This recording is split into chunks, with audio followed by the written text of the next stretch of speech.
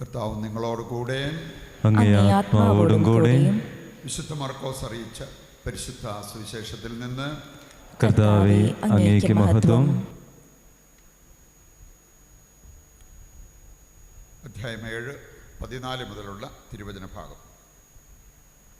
അക്കാലത്ത് ജനങ്ങളെ വീണ്ടും അടുത്തേക്ക് വിളിച്ച് യേശു പറഞ്ഞു, നിങ്ങളെല്ലാവരും എൻ്റെ വാക്ക് കേട്ട് മനസ്സിലാക്കുവിൻ. പുറമേ നിന്ന് ഉള്ളിലേക്ക് കടന്ന് ഒരുവനെ അശുദ്ധനാക്കാൻ ഒന്നിനും കഴിയുകയില്ല. എന്നാൽ ഉള്ളിൽ നിന്ന് പുറപ്പെടുന്നവയാണ് അവനെ അശുദ്ധനാക്കുന്നത്.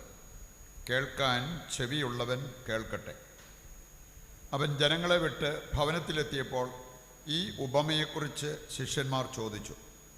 അവൻ പറഞ്ഞു, നിങ്ങളും വിവേചനാശക്തിയില്ലാത്തവരാണോ?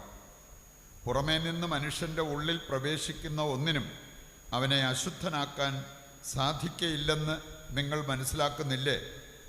കാരണം അവ മനുഷ്യൻ്റെ ഹൃദയത്തിൽ പ്രവേശിക്കുന്നില്ല, പിന്നെയോ ഉദരത്തിലേക്ക് കടക്കുകയും വിസർജിക്കപ്പെടുകയും ചെയ്യുന്നു. എല്ലാ ഭക്ഷണ പദാർത്ഥങ്ങളും ശുദ്ധമാണെന്ന് അങ്ങനെ അവൻ പ്രഖ്യാപിച്ചു. അവൻ തുടർന്നു, ഒരുവൻ്റെ ഉള്ളിൽ നിന്ന് പുറപ്പെടുന്ന കാര്യങ്ങളാണ് അവനെ അശുദ്ധനാക്കുന്നത്. എന്തെന്നാൽ ഉള്ളിൽ നിന്നാണ്, മനുഷ്യൻ്റെ ഹൃദയത്തിൽ നിന്നാണ് ദുഷ്ചിന്ത, പരസംഗം, മോഷണം, കൊലപാതകം, വ്യഭിചാരം, ദുരാഗ്രഹം, ദുഷ്ടത, വഞ്ചന, ഭോഗാസക്തി, അസൂയ, ദൂഷണം, അഹങ്കാരം, മൂഢത എന്നിവ പുറപ്പെടുന്നത്. ഈ തിന്മകളെല്ലാം ഉള്ളിൽ നിന്ന് വരുന്നു.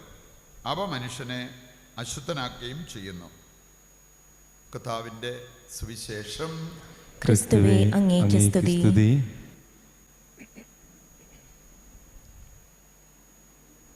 വിശുദ്ധ ഗൊൺസാഗ തൻ്റെ ജീവിതം ദൈവത്തിന് സമർപ്പിച്ച് വളഞ്ഞ വടി നേരെയാക്കുന്നത് പോലെ ആശാനിഗ്രഹത്തിലൂടെ, പ്രാർത്ഥനയിലൂടെ തൻ്റെ ജീവിതം ദൈവത്തിന് സമർപ്പിച്ച് വിശുദ്ധനായി തീർന്ന, അതിന് രക്തസാക്ഷിത്വം പോലും ഏറ്റെടുക്കാൻ സന്നദ്ധത കാണിച്ച ഒരു വിശുദ്ധനാണ്.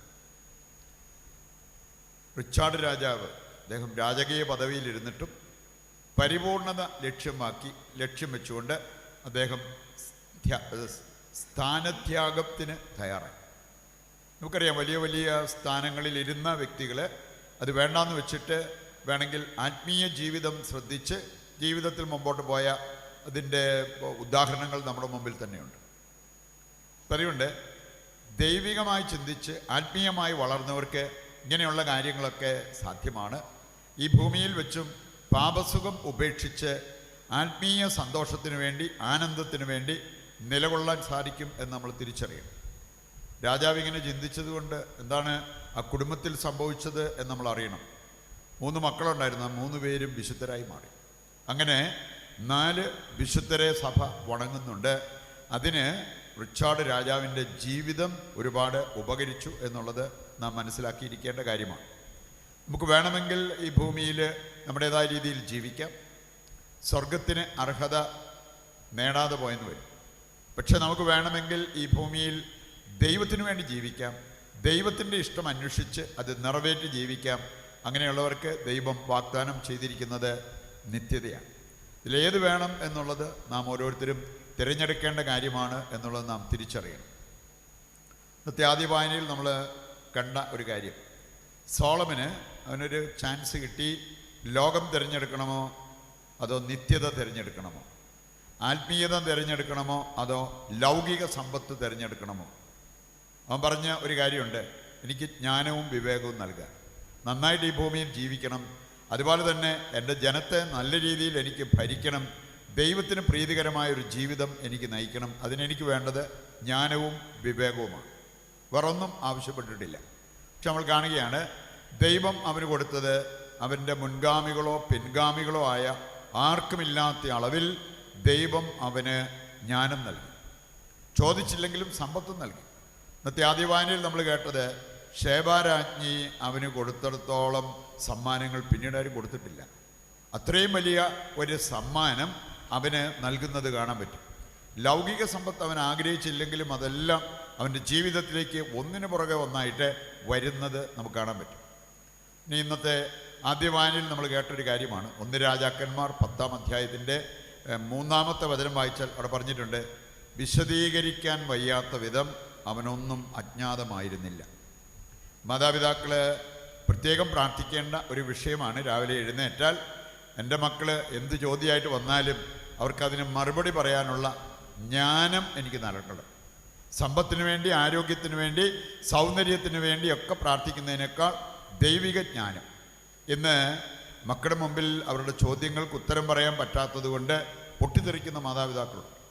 ഇനി അവർ എനിക്കറിയില്ല എന്ന് പറയാനുള്ള ഒരു എളിമയില്ലാത്തത് കൊണ്ട് പൊട്ടിത്തെറിച്ച് അവരെ ഓടിക്കും. അതല്ല, നമ്മൾ പ്രാർത്ഥിച്ച് ഈ അഭിഷേകം പ്രാപിച്ചാൽ നമ്മൾ കേട്ടൊരു കാര്യമാണ്, അവന് വിശദീകരിക്കാൻ വയ്യാത്തതായിട്ട് ഒന്നുമില്ല. ഏത് ചോദ്യത്തിനും മറുപടി പറയാൻ സാധിച്ചു. എത്ര ദുർഘടമായ ഒരു സംഗതി അവൻ്റെ മുമ്പിൽ വന്നാലും അതിനുള്ള പരിഹാരം കാണാനായിട്ട് അവന് സാധിച്ചു എന്നുള്ളത് നാം മനസ്സിലാക്കിയിരിക്കേണ്ട ഒരു കാര്യമാണ്. പറയുന്നുണ്ട്, പ്രാധാന്യം കൽപ്പിക്കേണ്ടതിന് പ്രാധാന്യം കൽപ്പിക്കാൻ നമ്മൾ പഠിക്കണം.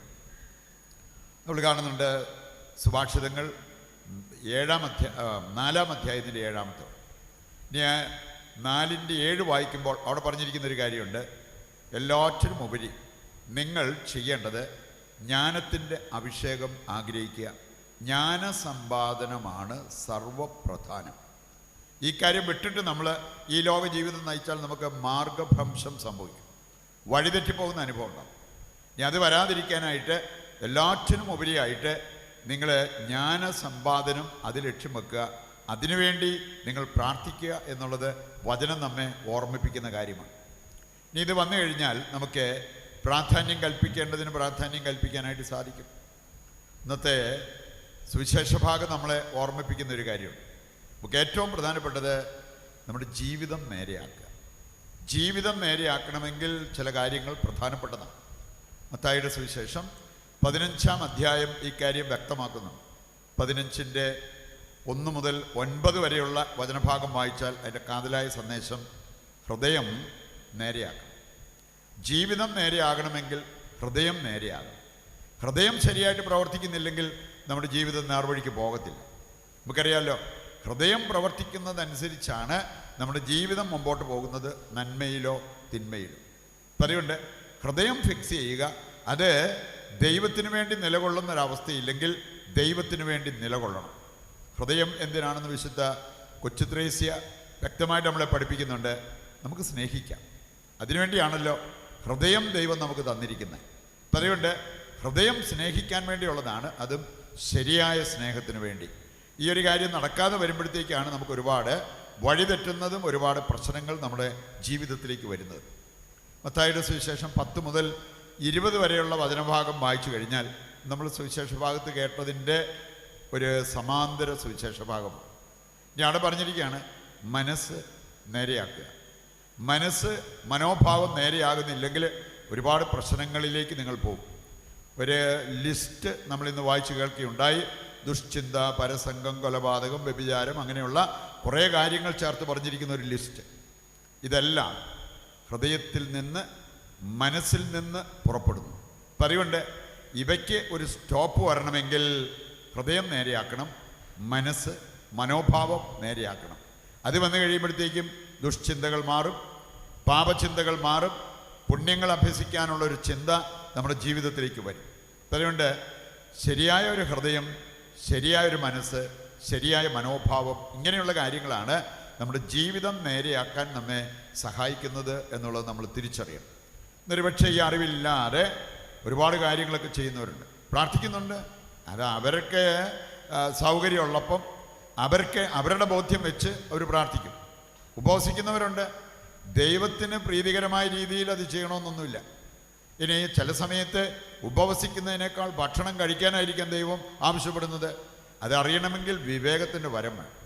നമ്മളെ സംബന്ധിച്ചിടത്തോളം നമ്മൾ ഓരോ സമയത്തും എന്താണ് ചെയ്യേണ്ടത്, ദൈവത്തിന് പ്രീതികരമാകുന്നത് എപ്പോഴാണ്, മറ്റുള്ളവർക്ക് നന്മ വരുന്നത് എപ്പോഴാണ്, ഇങ്ങനെയുള്ള കാര്യങ്ങൾ മനസ്സിലാക്കി അത് ചെയ്ത് മുമ്പോട്ട് പോകുമ്പോൾ അതാണ് ഏറ്റവും വലിയ ആത്മീയത, പ്രാർത്ഥന എന്നുള്ളത് നാം തിരിച്ചറിയണം. പറയുന്നുണ്ട്, ഓരോ സമയത്തും നമ്മൾ ചെയ്യേണ്ടത് ചെയ്യാൻ നമുക്ക് വിവേകം വേണം. കത്തോലിക്കാ സഭയുടെ മതബോധന ഗ്രന്ഥം വായിച്ചാൽ അവിടെ പറഞ്ഞിട്ടുണ്ട്, വിവേകം എന്ന ആ ഒരു കാര്യം കൊണ്ട് നമ്മുടെ ജീവിതത്തിൽ നിറവേറുന്നത് വൻ കാര്യങ്ങളാണ്.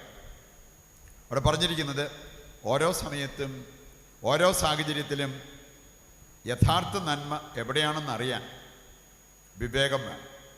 അതറിഞ്ഞാൽ മാത്രം പോരാ, ആ നന്മയിൽ എത്താനുള്ള യഥാർത്ഥ മാർഗം ഏതാണെന്നറിയാൻ വിവേകം വേണം. അതുകൊണ്ടാണ് ഞാൻ പറഞ്ഞ്, ചില അവസരങ്ങളിൽ ഉപവസിക്കുന്നതിനേക്കാൾ ഭക്ഷണം കഴിക്കാനായിരിക്കാം ദൈവം ആവശ്യപ്പെടുന്നത്. ഒരുപക്ഷെ സംസാരിക്കുന്നതിനേക്കാൾ മിണ്ടാതിരിക്കാനായിരിക്കാം ദൈവം ആവശ്യപ്പെടുന്നത്. ഇനി അതൊക്കെ അറിഞ്ഞ് പ്രവർത്തിക്കണം, പെരുമാറണമെങ്കിൽ ഈ ജ്ഞാനവും വിവേകവും നമുക്ക് വളരെ ആവശ്യമാണ്. അതാണ് ഏറ്റവും പ്രധാനപ്പെട്ട ഒരു കാര്യമെന്ന് ദൈവവചനവും നമ്മളെ ഓർമ്മിപ്പിക്കുന്ന കാര്യമാണ്. അപ്പം അതുകൊണ്ട് നമ്മുടെ ജീവിതം നേരെയാക്കി കർത്താവിന് പ്രീതികരമായ ഒരു ജീവിതം നയിക്കാൻ നമുക്ക് ആഗ്രഹിക്കണം. അതിനോരോ സമയത്തും ദൈവത്തോട് നമ്മൾ പ്രാർത്ഥിച്ച് ദൈവത്തിൻ്റെ ഇഷ്ടം എന്താണെന്ന് അറിഞ്ഞ് അത് നിറവേറ്റാൻ നമ്മൾ സന്നദ്ധരാകണം. അതിനുവേണ്ട കൃപയ്ക്കും അനുഗ്രഹത്തിനുമായിട്ട് ഇന്നത്തെ ബലിയിൽ പ്രത്യേകം പ്രാർത്ഥിക്കുകയും ഇന്ന് നമ്മൾ സഭയിൽ അനുസ്മരിക്കുന്ന വിശുദ്ധരുടെ മാധ്യസ്ഥം തേടി നമുക്ക് പ്രാർത്ഥിക്കുകയും ചെയ്യാം.